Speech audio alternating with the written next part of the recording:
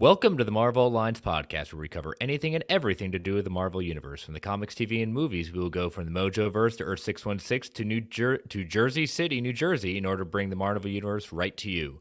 I'm the man without fear, Chris. I'm your friendly neighborhood Brent. Alliance Assemble. Volume 113. And let's just say the last few hours for me have been very interesting. I am not in my home right now. I am in the Sanctum Sanctorum because we had a lovely storm go through the area and knock out our power, knock out Wi-Fi. So I am in a undisclosed location that thankfully has Wi-Fi and getting to cast tonight. But hence the background. I'm in the Sanctum Sanctorum, where the only place that it could be giving me everything I need. I mean, it's Starbucks, man. You don't have to hide Starbucks. I don't know if Starbucks is going to open as late, so. But how's your week been, Brent? It's been fine. It's felt like we've had a breather at work this week, so that's a good thing. I'll take it. Looking forward to Lightyear coming out. We got tickets to see it this weekend. Nice. Please don't send me any spoilers. And gonna take the kids. Should be a good time. Good. Well, let us get this show on the road. We got Miss Marvel. We got some news to talk about. So let's get the network plugs out of the way. So we are part of the Geek Ultimate Alliance network with 8 shows. On Mondays, we've got Ranger Alliance alternating bi-weekly with Slice of Film. DC Alliance on Tuesdays, Superhero Discussion on Wednesdays, Star Wars Alliance on Thursdays, this show on Fridays, a walk through the multiverse, usually on Saturdays bi-weekly, but now that The Boys is out and running, Joe is doing that weekly with drops on Sunday morning, and then my show, World's Finest True Believers, drops monthly on Sundays. So we got shows all the time, all coming at you. We do have a Patreon, so if you want to throw a couple of shekels our way, we've got 2 tiers. We got our $1 tiers, our tip jar to say, hey, you think we're doing a good job? And then we got our $5 tier with ad-free episodes, early access episodes, and Patreon-exclusive shows. As always, we've got our We Can Watch This All Day, our Marvel Alliance MCU rewatch. Episode 5, Iron Man 2, has been dropped for a little bit, and I think, according to my calendar, we are recording, at least, keep our fingers crossed, we will record. Weather permitting. Weather permitting, episode 6, Thor, next week. So that should be dropping towards the end of the month for our patrons. So again, we want to thank our patrons. We cannot do this without your support. If you would like to join our Patreon, you can go to www.patreon.com/GUA network. And as always, thank you, patrons, for your support. And if you can't join us on Patreon, we totally understand. But if you can take 30 to 90 seconds and rate and review the GUA network and the Marvel Alliance solo feeds on Apple Podcasts, Spotify, or whatever platform of choice may be. And last but certainly not least, we want to thank our official sponsor, OrganicPriceBooks.com, for your omnibus hardcover collected edition needs. JP and the crew at OPB have got it going on with immaculate customer service, secure packaging, ships around the world, and right now they are doing a huge summer clear out sale. JP's getting ready to move warehouses at this point, so he's hoping to clear out some of the warehouse. So if you do go there, check out the summer sale. It's over almost 50% off almost all these books. About, like, let me see how many pages of books we got. We got about 6 pages worth of omnis and collected edition trade paperbacks at 50% off. So that's taken at checkout. So use that code MarvelGUA at checkout for $2 off every single order. Again, we want to thank Organic Price Books for being our official sponsor. All right, Brent. Sad news today. It's been a very rough year for us comic book fans, losing some great legends, and sadly today we lost another legend, Mr. Tim Sale. We received word about a couple days ago that he was rushed to the hospital suffering from very serious health illness. We don't have details of what he did pass away from at all, but the loss is definitely reverberating through our community and our mutuals. He's many times illustriously known for his work in DC with the Dark Knight, from the Long Halloween, Dark Victory, and the Haunted Night specials, Superman for All Seasons, Catwoman When in Rome, and what I affectionately known as the Marvel Color books, from Daredevil Yellow, Spider-Man Blue, Hulk Gray, and Captain America White. Usually a lot of work done with his writing partner, Jeff Loeb. It's it's a truly a huge loss. And if you're watching this, I'm about to share. I got to meet Tim Sale in 2006 at the Heroes Con convention, and this is me and him there. A great guy. For the 5 minutes I got to spend and talk with him at that point, just geeking out over all his work. Just a really kind heart, and that's being echoed throughout the whole community at that point. But what are some of your favorite books from Tim Sale? I mean, the first thing you think of is The Long Halloween, right, from DC. Like, that's got to be. Yes. I mean, he's done some iconic works. That has to be the iconic works. And then, right, the Marvel colored books, you know, Spider-Man Blue, Daredevil Yellow, etc. The others. But those, I think of those. But the first thing I think of is The Long Halloween.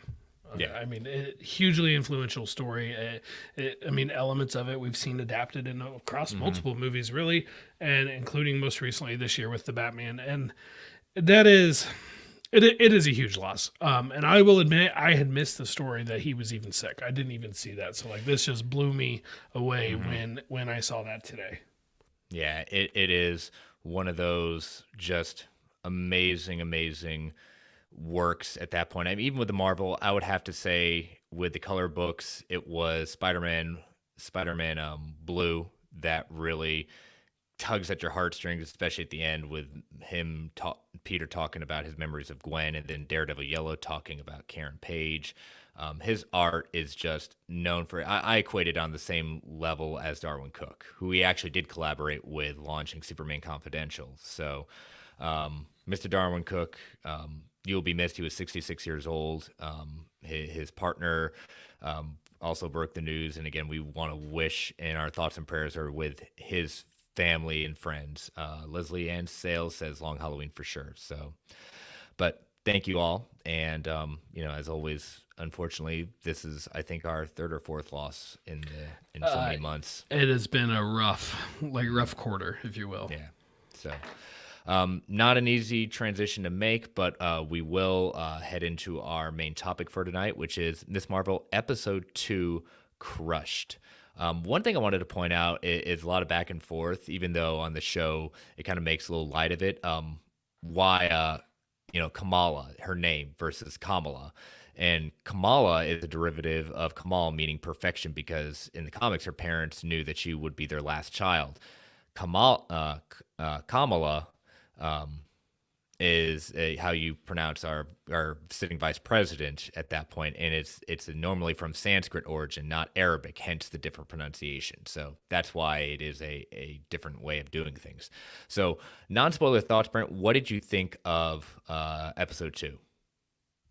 Overall, I liked it a lot. It's these first two episodes go so well together. Maybe episode 1 just slightly more than episode 2, but I mean, we're splitting hairs at this point. I loved what they did with her powers in this one. We'll talk about it more in spoilers, of course. I loved what they did with her powers. I really enjoyed getting to meet her other friend, Nakia. We saw her in like one scene in the first episode. She was really cool, really strong character in this one. And of course, the other person that they meet at the school, Kamaran, I believe is how they said it. And he's pretty interesting character as well. So another solid episode. Iman Vellani is just okay. There's those castings where like that person just is that character. I'm like, arguably nobody has ever been more their character, especially this quick into it, than Iman Vellani as Kamala Khan. Incredible work. Completely agree with that. Yeah, this episode was nice in the sense of we get to see her kind of explore her powers, trying to master her powers to get a handle of them. Because again, what she did in the last episode was just more out of hope and necessity and survival at that point. So, and we get to dive into more dynamics of their culture. I mean, the last episode I thought did a very good job diving into the culture, and unlike some other shows at that point, they're not shying away from it. They're really digging in hard. And when we get to kind of her talks with Nakia, I do want to bring out how well I think, and again, this is speaking from someone who is not from Pakistan, not Arabic, not any kind of thing, but I I'm quite surprised because what they've done in this show, it is not earth-shattering by any sense, but it is something that they're not shying away from. And the moments that they do give for to celebrate the culture, I was very happy to see that.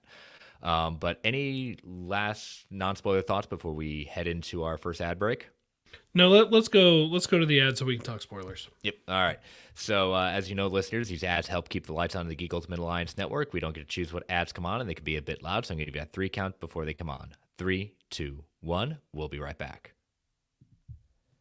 And we are back. So, all right. So we start in kind of right into moving into Kamala going into her high school and with a newfound confidence, dodging balls that are coming at her. She's correcting the teacher that's been calling her Camilla, I think, or some weird variation, getting the girls away from her locker. And this is where she bumps into Cameron for the first time at that point. Now, are you familiar with anything of Cameron from the comics? A little. Not. I couldn't speak to it too definitively. Let's put it that way. Yeah, he does play a big part in the comics, so we're not sure exactly, obviously, with his introduction, where this is going to go from the comics, but he does get powers around the same time as Kamala does. Excuse me, just did it again. Kamala, excuse me. And he gets him for the Terrigen Mist. His family has originally lived in Jersey Oh, he's City. Inhuman? He's Inhuman, yes. Okay. He's Inhuman. His family originally lived in New Jersey, and they were close to the Khans. However, they moved away when he was 5, living in Houston, Texas for several years. Kamran is very intelligent. He got accepted to MIT. In the show, he is British, except there's not really a definitive necessarily does he have an accent or not, but he originally living in Jersey City, probably right now, they never indicated in the comics that he has an accent. It's definitely just going to be interesting to see if he does get a power set. His mother as we get to later on in the episode, if it's supposedly his mother, we'll talk about that later. But I have a feeling, because we do see, if you remember from the trailers, we do see another kind of vigilante individual that she is kind of fighting or doing something with in the trailer for the show at that point. And my guess is he might be Red Dagger, but I'm not sure. Yeah, with him, I was like, okay, I know for sure he's someone from the comics. I thought there was more to him than just, another random kid at the high school. And then by the end of the episode, I'm like, well, that's all but assured. I love the way that Kamala reacted to him. Like when she first sees him and he does that back or front flip into the pool, and he double front flip, he gets out and has these like highlighted lines all around him, like everything is focused on him. And then basically her reaction to him driving them home, giving him her number, giving her his number, actually texting him, it was so great. Like I've long praised like Tom Holland's Spider-Man for how well, especially in Homecoming, they capture that high school feel. This does it even more. More. And it's so cool to see like a character who's supposed to be in high school like act and like be believably in high school. Yeah, you're exactly right. And even when she's we see kind of the aftermath of her fighting, or not fighting, but what happened at Avengers Con with Zoe live streaming her thoughts and being, I could have lost my life, but saved by who she deemed as Nightlight. That's a little horrible name. I don't know what's more horrible, Nightlight or Night Monkey. Night Monkey is worse. Neither Zoe nor Ned should be naming anybody. Yep. But it's actually, again, it's similar to how in the comics she became a star amongst the students after being featured in several news reports when Miss Marvel does actually save her and make sure that she does. But Kamala is just kind of just rolling her eyes at this, but also kind of when she names her, it's just like, I'm not cool with that name. And she wants to do the party to celebrate the fragility of life. Isn't that so kind of her? Absolutely. Of course it is. The fragility of life. And then, of course, she invites Kamran, and that's when Kamala says, we should go to that. We should go. Yeah. And then we get them this Marvel title cards changing in really cool ways. And I think a number of them I kind of caught as kind of little hints towards what we'll be dealing with in the episode itself. That was kind of nice to see. So what did you think of the training sequence in... Loved it. Absolutely wonderful. What's awesome, though, is, and this is vital, at the end of the training sequence, she's not, like, perfect. Like, she doesn't have full mastery of her powers. She still has evidence in the little tiny, let's call it, rescue scene at the end of the episode. She's still struggling with her powers, and I absolutely loved it.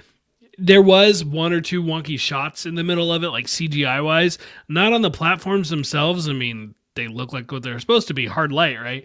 Yeah. But like just of her, like the CGI model they use for one or two wonky shots, but nothing too bad. But overall, just so much fun to see her do this training. It reminded me a lot of what we saw in Shazam. You know, kind of that trying out different things and seeing that, and kind of the tongue-in-cheek stuff. And, you know, Bruno does reveal that based on what he's seeing, that the power's not coming from the bands, it's coming from within her. And I kind of talked about that last week, how the bands are reacting to her and are tied to her. So it may not be the bands, may be the activating part, but the powers are coming from her. Yeah, kind of interesting how he has the tech to do that kind of thing with his, random Surface laptop or whatever it was. But I'm like, yeah, that's fine. I'm going to go with it. Guy in the chair, I'll go with it. Yeah. So if the power is coming from within her, maybe the Bengal's just letting her focus it. Exactly. And Kamala asks that... does she ask if she's Asgardian, which isn't too weird of a question, because even though it's not canon in Agents of S.H.I.E.L.D., we found out that many of them had lived on, the Asgardians lived on Earth for a millennia and had children, most of whom are unaware of their legacy. Yeah, and it's reasonable, because, like, they know about Asgardians, Thor first came to Earth in 2011 is when Thor first bust on the scene, and now there's a whole new Asgard, like the whole city or village or whatever. So it seems like a reasonable question. What did you think of that little slight or about you're gonna have to let me go? My gosh. So funny. Funny. Little knock on Natasha. Yeah, absolutely. That's some dark humor there, and it's right up my alley. Yeah.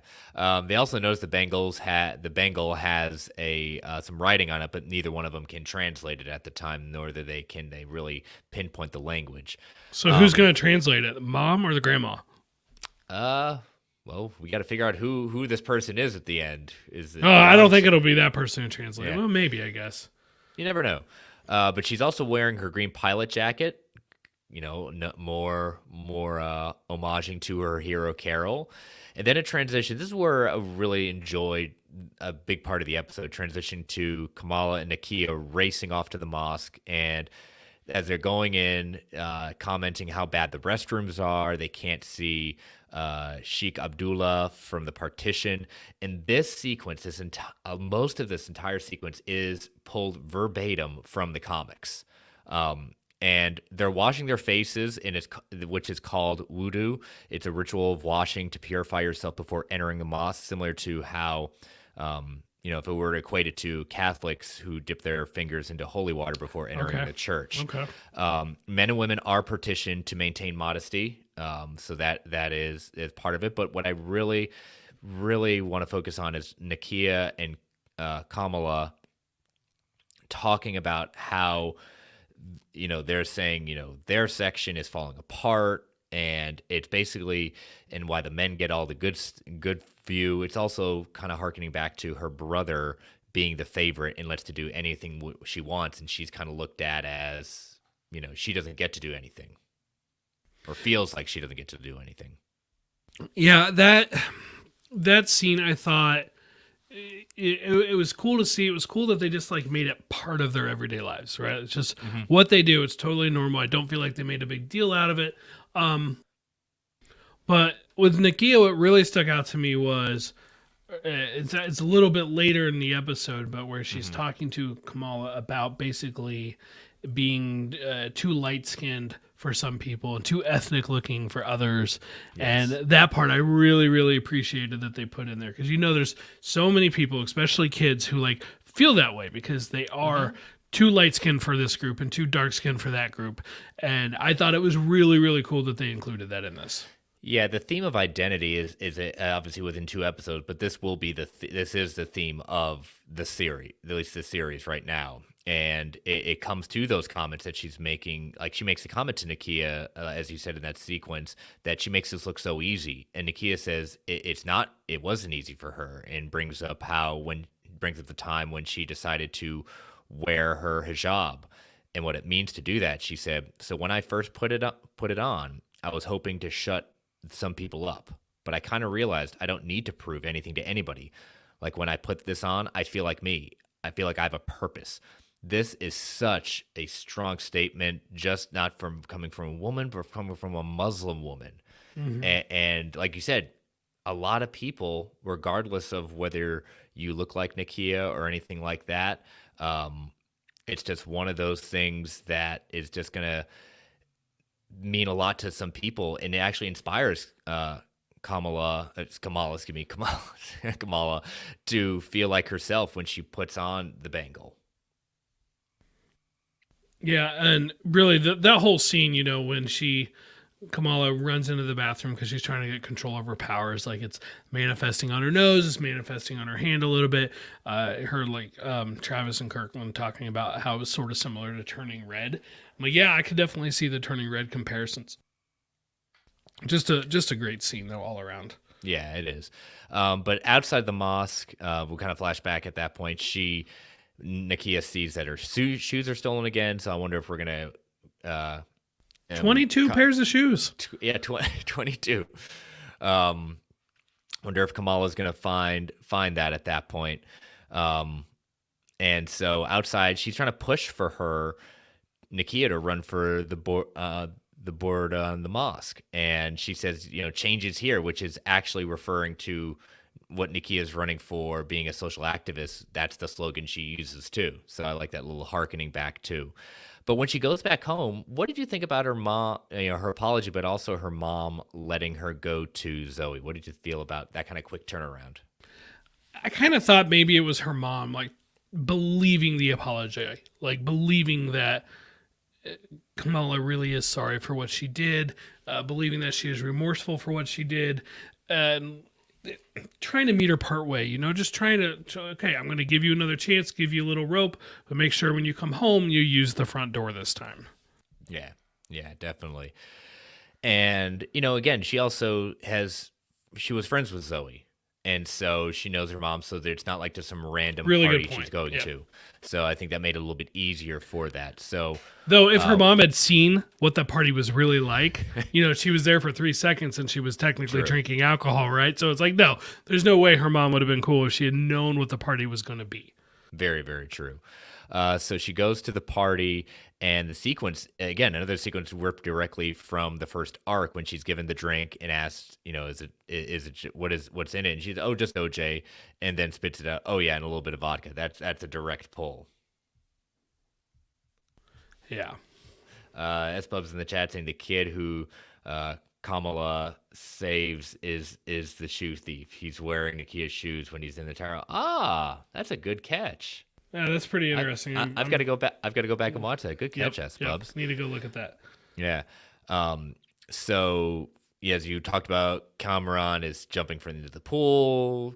Kamala is head over heels for him. The cops show up, so Cameron gives the whole crew a ride in his uncle's car, and they talk about their favorite Bollywood movies. They make, in Bollywood movies, for those that don't know, they actually make more movies than Hollywood every single year. They talk about their favorite Bollywood movies and their actors. They like Bhaskar and the actor SRK, which is Shah Rukh Khan. He's quote unquote the king of Bollywood, and Bhaskar was his breakthrough role in 1993. They also talk about the hip hop group Sweat Shop Boys, which had a song in the last episode, and one of the members, Rez Ahmad, was in Rogue One and Venom. They also talked about Kingo and Kingo's father or grandfather or something like that, and I love that little connection, little bit there to throw out to shout out to Eternals there. Especially Cameron's mom really likes Kingo Sr. Yes. But I want to bring that point up later on when we get to that diner sequence. So as you already talked about, he drops him off and definitely gets Bruno's name wrong, kind of on purpose. And Bruno, I don't know, Brian, yeah, I don't know. This is what I was wondering was going to happen. Is Bruno just is trying to pine after the friend, or just doesn't like feels like he's old news in the friend department? I mean, he's definitely jealous. There was definitely those stereotypical tropes of like the best friend is, trying to like push himself into the conversations. I like Bollywood too, kind of deal, like talking about that kind of thing. He's jealous, he's a jealous high school kid. The guidance counselor had, informed him like, hey, you want a full ride scholarship to Caltech, room, board, everything. You don't have to pay for it. No big deal. And you can tell that Bruno's like, but it's in California and I don't want to leave Kamala. He's only saying the first part out loud. It's in California. But he's thinking he doesn't want to leave Kamala. And I'm like, man, she's not reciprocating right now. This sounds like a good opportunity. You better go for it. Yeah, all your stuff paid for. He gets all his dreams come true and he wants to think about it. Yeah, I mean, like you said originally, like that whole sequence with her, we get to see the animated texting and how head over heels, when she's coming into the house, how she's dancing to Be My Baby by the Ronettes and daydreaming at school and everything like that. And, when she's going outside to meet Cameron for driving lessons, Bruno's there saying, hey, you want to do more training? And she's like, no, I want to go drive with a hot guy. Yeah, obviously. That dancing scene was fantastic.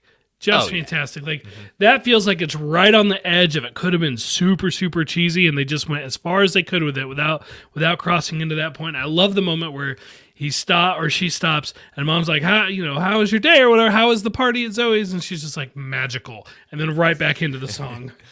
Yes, exactly. And she arrived with her parents still up, so probably on time. I don't know how long she was there, but it seemed like definitely way before 9 or right at 9, so no one was hassling her.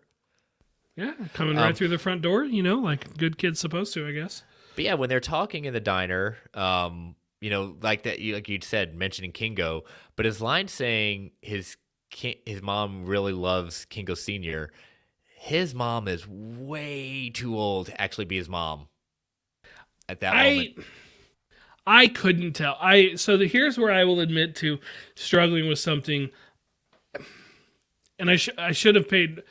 I should have gone back and looked at these two scenes again more. There's a scene where like she has this like flash of her powers, right? And there's this woman that she sees, and then there's Kamran's mom at the end of the episode, or at least the person who he is saying it's his mom. I guess there's some reason to maybe question it. And I won't lie, like I was questioning at first, like, are they the same person? No, I don't think they were, but I was kind of trying to catch up with some of that, and like I don't believe that Kamran was actually her cousin. That's just a story she was telling to her brother to, not make him think that they're effectively on a date. But at the same time, I'm like, there are connections here, and I'm just not quite sure on what they all were. Yeah, it's going to be interesting, especially when we get to the end of the episode, figuring out who this person is. Is it really Cameron's mom? But her brother suddenly shows up, and she tries to basically hide, but when Cameron touches her wrist, it's got the wrist with the bangle on it. So I'm wondering if he's, at that moment trying to investigate exactly what's going on. Yeah, I mean, it certainly seems like he is targeting her. Like he knows that she is Nightlight. Yeah. And but her brother is there. They kind of lie and say, oh, he's our cousin. This guy's our distant cousin at that point. Uncle Ned's kids. Remember Uncle Ned's kids from Aunt Liz's brother? Hey, S-Bubs is right. The kid is definitely the shoe thief. All right. There's a close-up of Nakia taking the shoes off. There's a close-up of the shoes when the kid is wearing them as Kamala puts a platform under them. It's absolutely the same person. Good catch, S-Bubs. Yes, thank you. So they, after the diner sequence, flash to her family dinner where they learn where they're talking about some of the history during the partition. And it's touching on the British rule, and which is one of the huge problems it brought to them. It is the partition is a big black mark in human history. I'm going to put on my kind of history teacher hat on to educate what exactly the partition is. So while India won its independence from Britain, Pakistan and India were created as separate nations, with Pakistan being the primary home for the Muslim population, resulting in a huge refugee crisis with violence, resettlement, rape, just all thousands of people disappearing. A lot of Muslims from what became the new India fled to Pakistan, and the Hindus and Sheiks from what became Pakistan fled to India and then eastern Pakistan, which broke off and became Bangladesh after a protracted civil war and the Bangladesh genocide in 1971. So it is just the little bit that they did touch on it. They did a good job kind of saying that, hey, this was not a fun time. This was a pretty dark time for our family. And again, this episode probably was even more of looking at what this makes up this family, what defines this family. And her father brings up the miracle that happened, further hinting to the power that exists within Munibah's family. And Munibah's mother was just a toddler at the time of the partition, and she and her family were meant to board a last train, but she got separated from them, so she managed to make it back onto the train, saying that she followed a trail of stars to her father, and the bands light up at that point. Well, wow. You can't get any more on the nose than that. Right. Well, I mean, maybe more on the nose when her powers were on her nose earlier, but there's something about this. Like it's not, I do not believe that, especially you combine this with what Bruno said and stuff. It's like, there's more to her than just the bangle. So it's not like the case. It's not like where just anyone could put on the bangle and then they have those powers. I feel like it more just unlocked them, and there's some sort of family connection here for sure. Yeah, it's going to be very interesting just to see where this goes down the line. And so during that time, Kamala has a vision of a figure, likely like your great grandmother, Aisha, who disappeared during the partition, and she passes out and wakes up with her family all around her. She might have even been she might even be trapped in the quantum realm or the negative zone and trying to escape it. Yeah, that would be super interesting, especially the quantum realm, because a lot of people wondered about the quantum bands and stuff like that, like if that's what this bangle is going to be related to. Yeah, so Kamala FaceTimes her grandmother to try to learn about the bands and her great grandmother, and doesn't get too far really. I love the moment when she tells Grandma, "Hey, pull the phone back a little so I can see you." That just that just felt so real in that moment. Oh yeah. Yeah, no, you got to push it away. What, like this? No, I can't see you. It's like giving my kids the phone to talk to their grandparents. Yes. So they head to the Eid, the festival, and Bruno's there as well. And Kamala and Nakia make references to all the groups Nakia needs to get to win over to get onto the Moss board, including the Illuminantes. How about that? Best name. Yeah, that was a fun scene. Go bouncing back around, but it was all about the Illuminantes. Such a good scene. Nakia asks Kamala's father for his support. Zoe is then called into damage control. What did you think of damage control and Agent Cleary? I mean, they're kind of going after her a little hard, but I get why. They're just trying to find, the nightlight person. I think it's interesting. I really didn't expect to see them in this episode. I thought, okay, we got that little tease last week in the credit scene. Probably won't see him for another couple episodes. No, now I'm thinking maybe they have a bigger part to play than I realized that initially, or than I initially thought. Mm-hmm. Yeah, it's everything's kind of growing around this moment at that point, and especially how much of an antagonist, how much of a villain are they going to be? And again, he used the same routine as he did on Ned. Exactly. I'm your friend. I'm playing up to but I like how they kind of figured out at least where to go, because they're like, okay, does Nightlight have an accent? No. Okay, well, was she this race? Was she that race? And she just names off several different races or ethnicities, if you will, and she's trying to just narrow it down. And then when Zoe kind of looks up at the South Asian comment, I mean, it's like, well, there's this big South Asian event getting ready to happen, so maybe that would be worth them taking the time to go around there and find out with their little drones that look like Edith ripoffs. Yeah, an interesting name drop in the sense of the FBI is already surveilling the mosques. Yes, yeah, that felt very real too.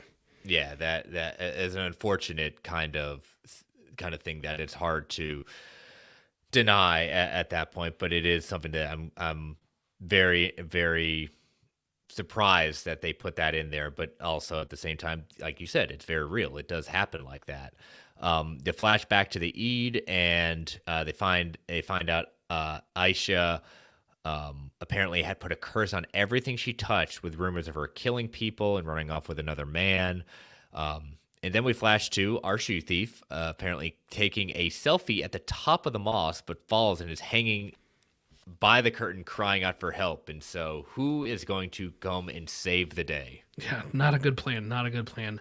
And you can just see it like in Kamala's face, like, this is my chance. But at the same time, like, she does the right thing. She jumps into action thinking she can help. And albeit a little clumsy, she was able to help. Yeah, she was. And she was able to kind of get a little bit of control of her powers at that point. Their video goes viral as well. And after she's saving him, she does that 3-point superhero pose. Again, such a poser. Yep. I love the part where she's like a little unsteady and she's using her platforms to get closer to him, realizes she's running out of time, and she just like quits thinking about it and goes. And that's when she starts to get a little bit more control over them. Not complete control, she was still unable to catch him with, say, the giant embiggening style hand, but she was at least able to, break his fall multiple times. Yeah, again, he's lucky to be alive in general. So, when she again sees a vision of her great-grandmother reaching for her, the same red outfit that Kamala has with from the box from her nanny. So more evidence is piling up. So she runs off, the cops show up, and then she's in the alley, and notice those drones look very familiar that they're using. Yeah, Edith ripoff drones. Yes. I didn't see a Stark logo on them, but there was a story that they initially had some Stark references, and they pulled some of them back, and I really wonder, like, were those originally, did they have Stark logos on them? But I don't know. To me, that's what they are. Maybe Damage Control took a bunch of them and like reverse engineered them or something to get their own. Like took them all from the British event and made their own. Well, remember in No Way Home, that news report said they did seize Stark technology that was linked to. Yeah, so they could have made their own from that, maybe. Mm-hmm. Maybe. Yeah, like you said, reverse engineering. So she's fighting off Damage Control. She takes down a few of the drones, hiding behind a Damage Control van, and Cameron shows up, telling her to get in. She takes off her mask, like not even trying to hide her identity to him at all. And in the back seat is his mom, and his mom says, "I've been waiting a long time to talk to you." She looks very much like her great-grandmother. So is this her great-grandmother? Good question, because that's the parts that were confusing me. Yeah. She could be our villain antagonist in a different version of the villain lineage, who in the comics has the ability to access knowledge around his ancestors, and which would tie into the show's themes of carrying on the memories of culture and ancestral trauma. And that's Ryan Airy from Screen Crush pointed that out, that could be there. Her grandmother might be a Kree soldier who were big on genetic experimentation and thus connecting her to Captain Marvel. That could be. Yeah, I kind of like that idea. I've heard that theory going around, and I like that one. Give her a more definitive tie to Carol. Mm-hmm. And, she could also be the villain who killed her great-grandmother, and her last act was to get her daughter onto the train with one of the Bengals. So, a lot of questions we have for a good cliffhanger to end on at that point. So, and we're already a third of the way through. We are. These series go so fast. We're going to savor every moment. But this episode is the last one that the the critics and the reviewers had it. So from here on out, we're all in the same boat, waiting to see what happens. I really wonder what's up with them giving 4 episodes to Moon Knight for Moon Knight. Everything else has been like 2 episodes, or WandaVision maybe it was 3. I don't remember for sure, but I'm like, what? Why? Like, what was the difference here? Because I was surprised to find out that this show was back to just 2. Yeah, I honestly have no idea about that. There's no rhyme or reason to it, but that, I mean, it didn't. When you give the critics majority of the episodes at that point, it kind of 2/3 of the series, seems odd. Yeah, it seems odd, but yeah. So we'll see what episode 3. It's going to be a big Wednesday with episode 3 for Miss Marvel, and then concluding Obi-Wan. A lot of good stuff on Wednesdays. Yeah, one more double up week. I kind of like it, get up, watch Miss Marvel, then immediately just flip over to some Star Wars action. Exactly. So, but all right, we're going to take our next ad break before we get into the news. So, as you know, listeners, these ads help keep the lights on the Geek Ultimate Alliance Network. We don't get to choose what ads come on, and they can be a bit loud. So, I'm going to give you that 3 count to turn that volume down before they come on. 3, 2, 1. We'll be right back. And we're back. So, what is S-Bub saying in the chat? What he's saying pretty sure for Moon Knight it was actually 3 episodes that they meant to do, and they accidentally made episode 4 available temporarily, and some watched it. Not correct, S-Bubs. It was episode 5 that some people got temporarily. Because there was a handful of people that got 5, that 5th one, that was definitely an accident. But everyone else got 4. They didn't all choose to watch it. I listened to a few different shows, and if you believe them, which I have no reason not to, they watched maybe the first couple, and then they either didn't have time before the screeners expired, or they chose not to, just to preserve the experience of the weekly model. I don't think I would have that self-control, but I respect them for it. Yeah. So, all right. So we've got some Spider-Man news. We got Into the Spider-Verse sequel. Across the Spider-Verse. It's Across the Spider-Verse, I believe. Some confirmation on a long rumored villain. Mm-hmm. Yes. So the Sony Pictures Animation Twitter account offered the first look at Spider-Man Across the Spider-Verse villain, The Spot, confirming he will be voiced by Jason Schwartzman.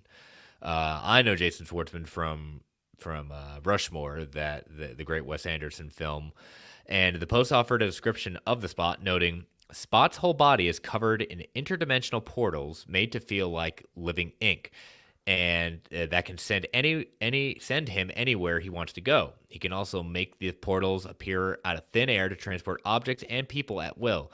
This spells trouble for Miles. So, what's been your kind of experience reading about the Spot in Spider-Man? So, my first memory of him is from the 90s cartoon. And I want to say he was created for that, but I could be wrong on that one. I don't know on that one. I need to fact check myself there. But I love his powers, just a bunch of little portals all over his body. Some of them go like just right behind you. Some of them seem to take you much interdimensionally or travel much farther. This image they did for it, you have Miles kicking into one of the portals and then his foot coming out in the background, hitting Spider-Gwen. Absolutely love that they did that, and I like the Spot a lot. I mean, let's be honest. He never rose above like maybe C-list at best, maybe C-list. Sorry, Heinz, I know you're a big fan, but I'm glad they're doing it because especially like the animation styles of Across the Spider-Verse and Into the Spider-Verse, etc. The Spot's powers could be so cool in that. So I'm really, really excited about that. Yeah, in a description of the clip shared at the Annecy Festival, mentions Miles running later for a meeting before Spider-Man sets off. In our second Across the Spider-Verse clip we shared at the festival, Miles is running late for a meeting between him and his parents and the school counselor, voiced by Rachel Dratch. Miles has a ton on his mind and getting into school of his dreams and keeping his city safe and being a good son to his parents. It's a lot, not to mention something seems to be setting off his Spidey sense. The Spot's, one of the Spot's few weaknesses is his inability to create an unlimited number of warping portals, as he's limited to those across his body. So Spider-Man has previously been able to defeat the reality-hopping villain by exhausting a supply of portals. He was not in the show first, created in 1984. Her first appearance in 1984, Spectacular Spider-Man 97. Huh, yeah. Who knew? Well, my first exposure to him was the 90s cartoon. And S-Bub's calling in from some Scott Pilgrim. Yes, I just know him as the Seventh Evil X. There you go. Yes. Yes, so that'll be a lot of fun just seeing that. I think it's one of the perfect villain choice for this series. For the movie. And we get another news on another villain joining across the Spider-Verse. Sony Pictures officially announced and revealed the new casting and plot details for Spider-Man Across the Spider-Verse. They confirmed that Jorma Taccone who's 1/3 of the sketch comedy musical troupe The Lonely Island, with Andy Samberg and Akiva Schaffer, will be the voice of the Vulture, with the villain being described as anachronistic version of the characters. Alongside Taccone, Shea Wingham is also part of the upcoming sequel as Captain George Stacy, the father of Haley Steinfeld's Gwen, and is being described as a by-the-books cop, which would basically be very comics accurate. Yeah, I'm curious what the Vulture is going to look like. Are they going to go like old school, green leotard basically with like the whole buzzard look or whatever, the more modern look from the 90s where he was younger and he had look like a lot more tech stuff on him? I'll be curious to find out what they're going to do with that. Yeah, the description calling it anachronistic could hint that the villain is potentially inspired by noir Vulture. This terrifying iteration comes from the noir universe, the world where Spider-Man Noir, who was voiced by Nicolas Cage, resides. Taccone's extensive background in comedy may hint as Vulture may be a funny yet menacing foe. That'd be cool. The clip that was shown, Captain Stacy responds to a disturbance at the Guggenheim Museum. Gwen beats her dad to the scene, leading to be a fateful encounter with new faces, namely the Vulture, Spider-Man 2099, and a pregnant Jessica Drew Spider-Woman. The official description described the setting as beautiful. Think watercolors, layered brush strokes, and paper textures. So, again, the first one was just a joy, not just to watch, but just all the visuals and everything like that. And just from the teaser we got, they're gonna double down on that. Yeah, it sounds like, and frankly, that's what I would want them to do. So, yes, the Vulture. It's going to be fun. Yeah, as Bub says, Vulture was in the CinemaCon footage as well, fighting 29. So this sounds to be a very similar clip or a continuation of the clip they showed. Man, I wish they had released that footage. I really do. I have a feeling we'll probably see our first trailer before the end of the year. Probably, yeah. Maybe attached to something Marvel related or another Sony product. So we'll just have to wait and see. So yet again, Chris sets the show notes. Brent makes the statement saying, we looks like show set. And, no news. We're not going to get any more news in the next 7 hours. Yeah, it's like an hour later. Basically less than an hour later. This comes from Hollywood Reporter as an exclusive. Marvel developing Wonder Man series with Destin, Daniel Cretton, and Andrew Guest. So the Shang-Chi and the Legend of the Ten Rings filmmaker Destin Daniel Cretton has teamed up with Andrew Guest, a writer-producer on comedies such as Brooklyn Nine-Nine and Community, to tackle a live-action series featuring the longtime Marvel character Wonder Man. Guest will serve as head writer for the series, while Cretton will executive produce and possibly direct an episode or more. Cretton is working by his overall deal with Marvel Studios, signed late last year following the huge success of Shang-Chi. Development for what is being titled Wonder Man is in its early stage. Crackle cameras could be rolling sometime in 2023. Wonder Man is one of Marvel's oldest characters, first introduced in 1964 in the pages of Avengers #9. He was initially a villain and only appeared sporadically in the early Marvel age until being reconceived as a hero and Avenger in the late 70s. In the 80s, the character really came into his own, known as Simon Williams. He was a founding member of the Los Angeles-based West Coast Avengers, and with a look that included a turtleneck, a red jacket, and sunglasses, became a celebrity thanks to his day job as an actor and stuntman.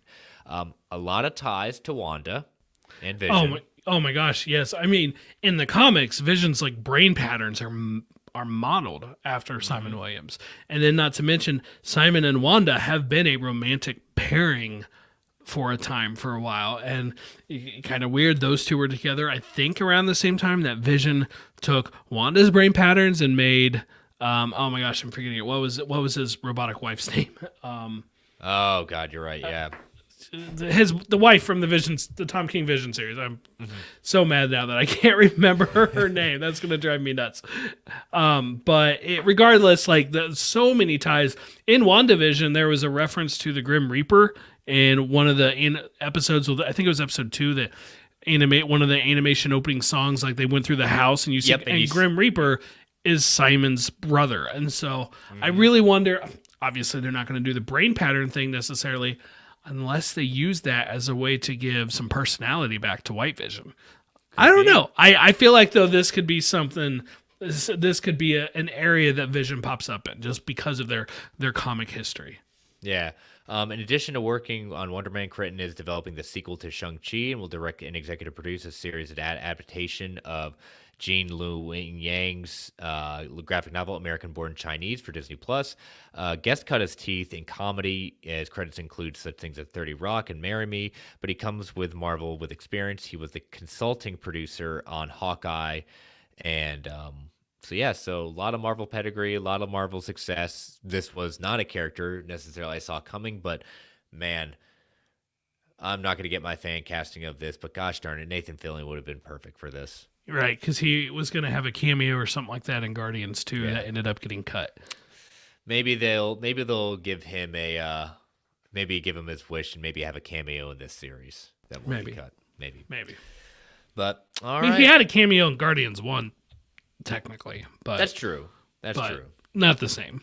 Yeah, not the same, but all right. Well, that is all the news that is fit for us this week, and so we're gonna head to feedback for this week. Did we have any? I don't think we had anyone reach out for questions. Never saw any questions this week. And for the record, you don't have to wait for me to post the thing on Twitter. Feel free to just send them in to me at any time. They need that. They need to see that Spidey signal first, right? S-Bubs, Virginia was the wife's name. Thank you. I was gonna look it up. That was gonna drive me nuts. S-Bub's coming to a lot of saves for us tonight. Typical. All right. Well, let me pull up the Fact or Fictions from last week. So. Yep. And I will all right. grab Number mine 1. while you do it. We will see a return of Savage Hulk by Avengers 5. 45% said fact, 55% said fiction. So a little bit of division there.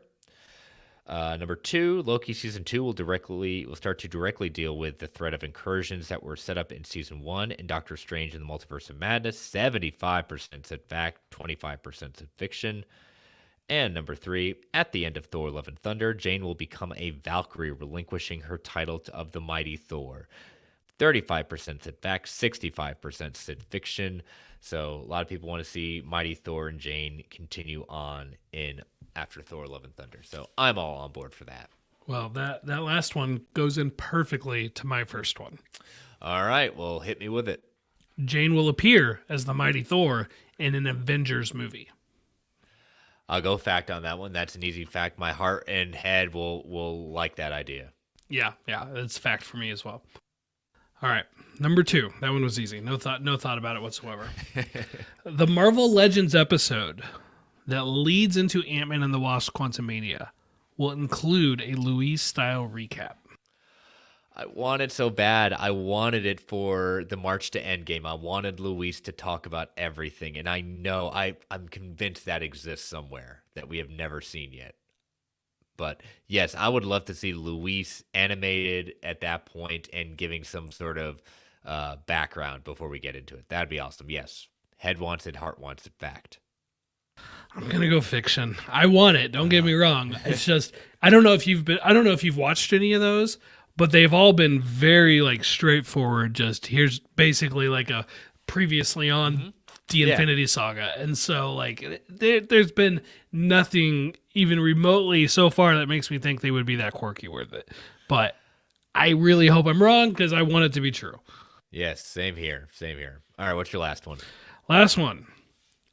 Daredevil and Kingpin will be announced as part of the Echo series at D23. D23 2022. Let me be clear about that. I could see Kingpin. I want them both to be announced. I just don't know if they're ready for that yet. I think they want to keep that as close to the chest as possible. So I could see one, but not both.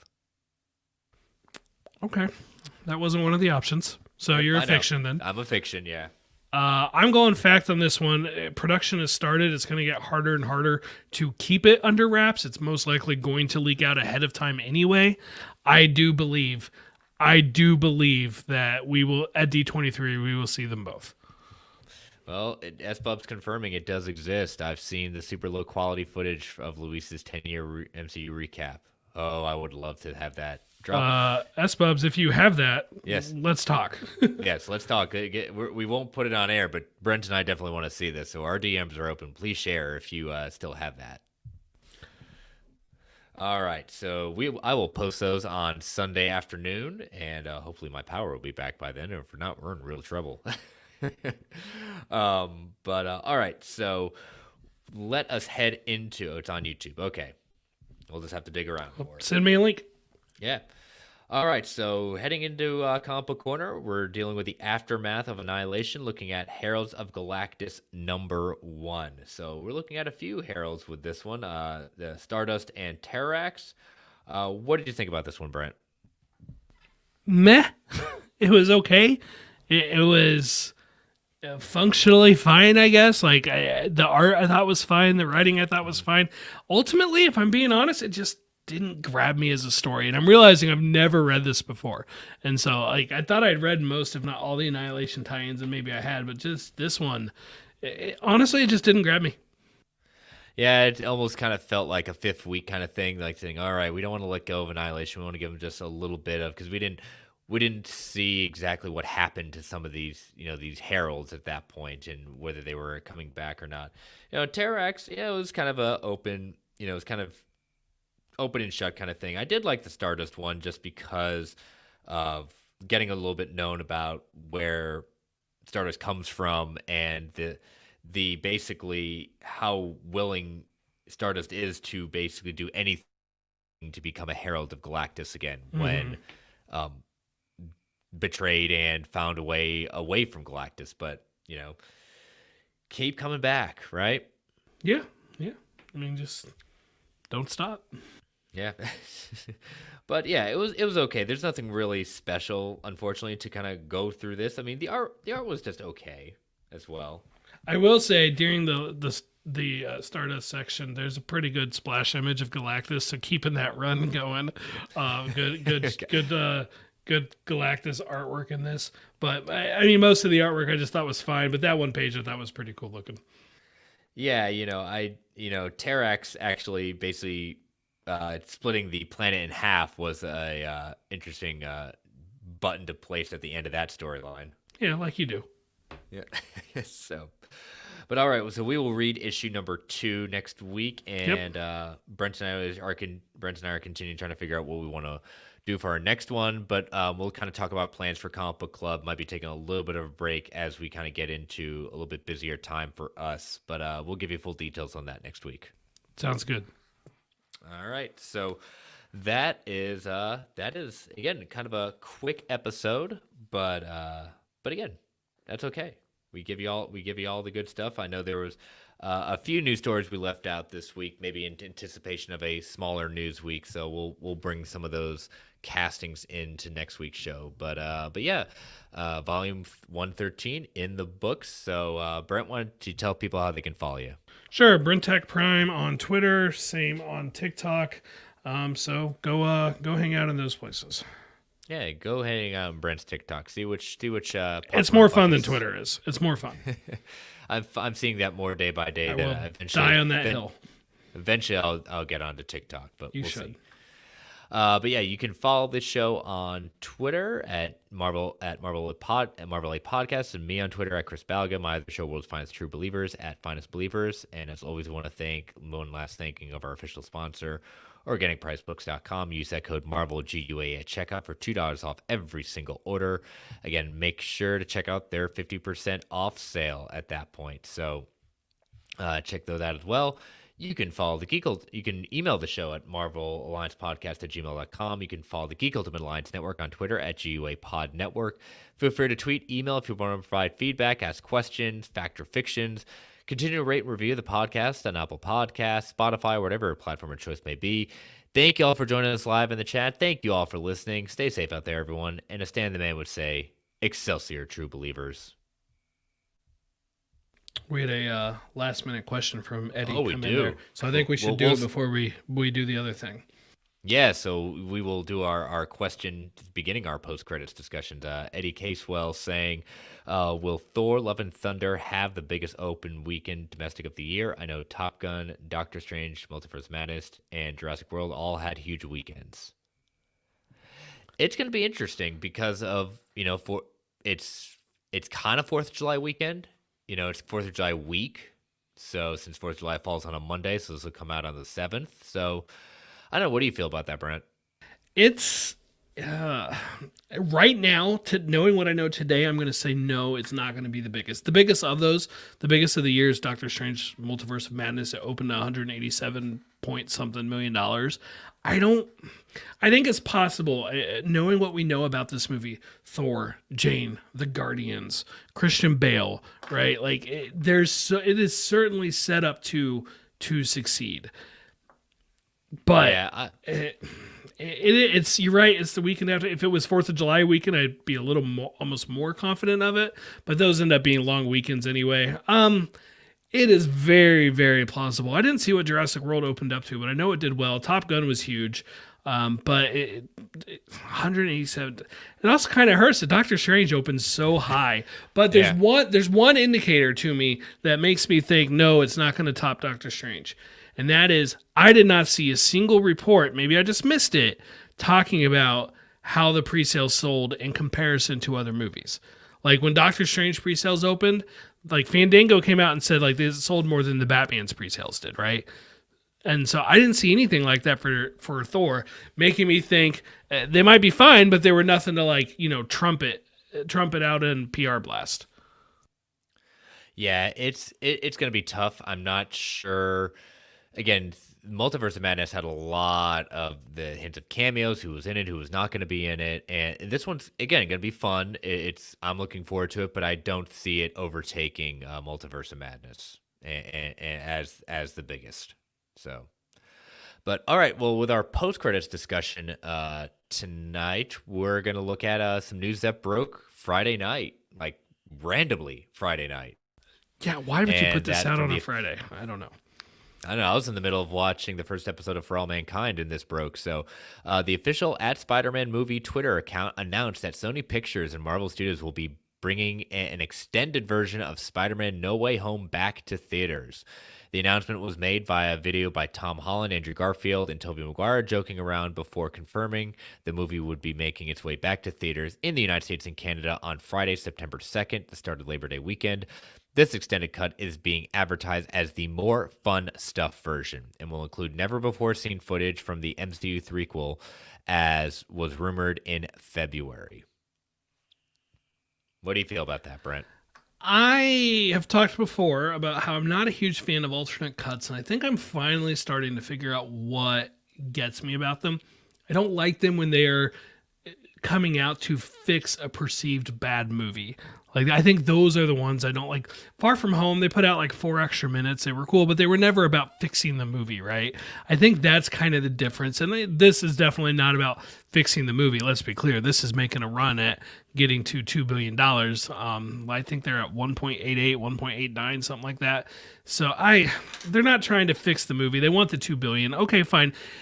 Am I going to go see it? Yeah, hypocritically, I am going to go see it, even though I don't really like alternate cuts, because I'm absolutely going to take more of, the 3 Spider-Mans together, or hopefully more Daredevil, or Matt Murdock, I should say. And I know there's an alleged list of scenes that are coming out that add up to it. It's still technically just rumored. We don't know for sure, but if they're accurate, okay, I'm into it.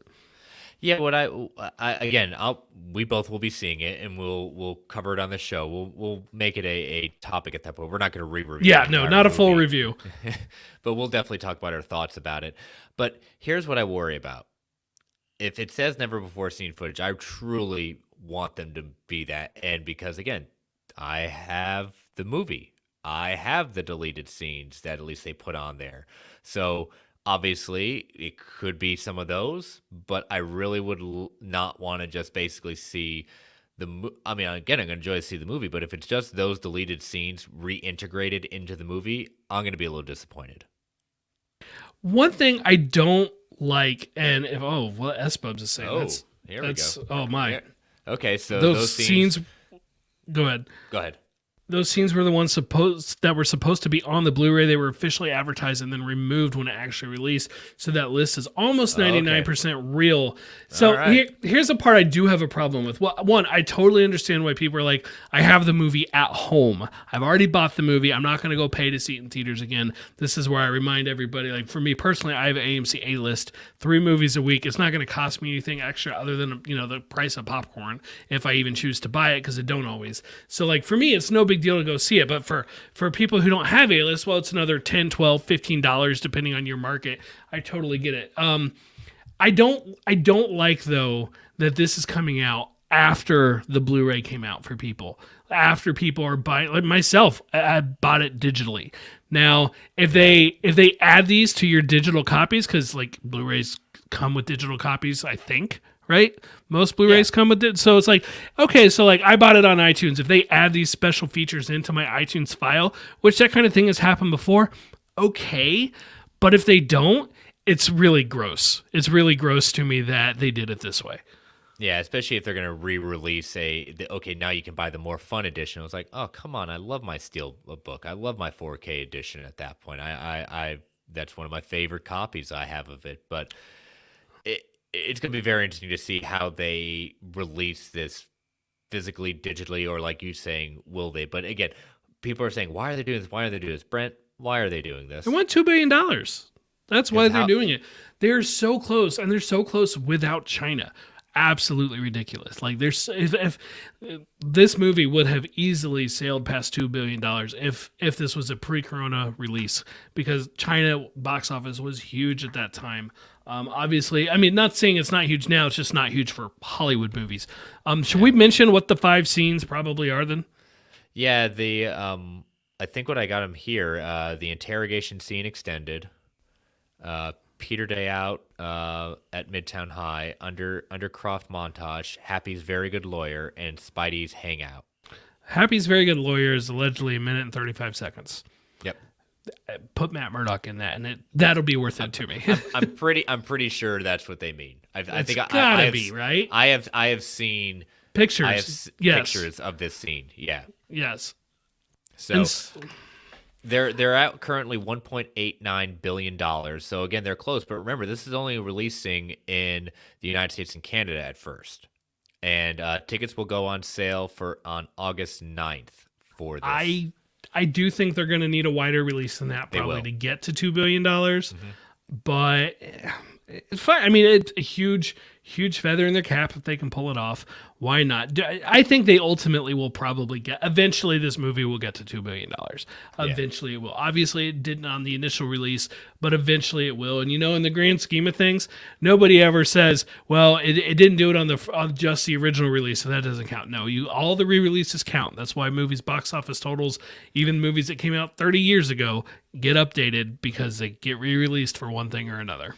Come on, why do you think Avatar re-released itself? Because they couldn't stand having Avengers Endgame. Well, even that, like if you just look at initial runs, Avengers topped Avatar's initial run before its bonus features came out. But no one talks about that. It's all about just what was your final total. And you know what? That's probably the way it should be. So yeah, Avatar took the crown back because Avengers only beat them by like 3 cents or something like that. Ridiculous. And Avatar is releasing again this year. Right. And in like 10 years, Avengers Endgame will have a short little run back in theaters again for the anniversary or something like that. And I'll go watch it again. But ultimately, they're going for $2 billion for Spider-Man. That would be awesome. And you know what? I hope they get it because that's just $2 billion more reasons to keep working, these companies to keep working together. Exactly, but they know what suckers that Brent and I are and similar fans. We'll give it another shot to go seeing it in the theaters because again, it's one of our favorite movies of all time. Honestly, I wanted to see it again in theaters anyway. I didn't have time to do it, so I'm not upset that I will have the chance. And I have already arranged childcare for that day, so I've already got that covered. Very nice, very nice. So, well, let us know your thoughts on that. Will you be going seeing the more fun edition at that point, which is kind of interesting considering how sad this this this movie is, and there's Top Gun coming in right at the end. There you go, Top Gun. Well, he came in right at the end as we end. But thank you all for joining us for post credits, and we'll see you next week for Miss Marvel episode 3. Later.